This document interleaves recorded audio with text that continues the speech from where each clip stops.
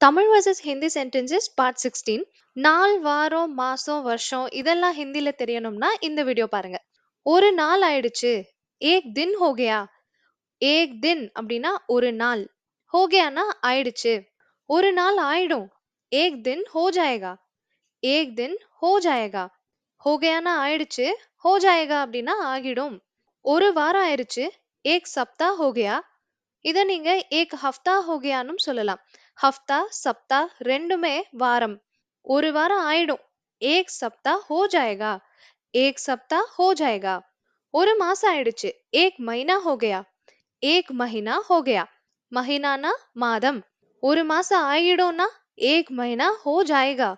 ஏக் மஹீனா ஹோ ஜாயேகா. ஒரு வருஷம் ஆயிடுச்சு. ஏக் சால் ஹோ கயா.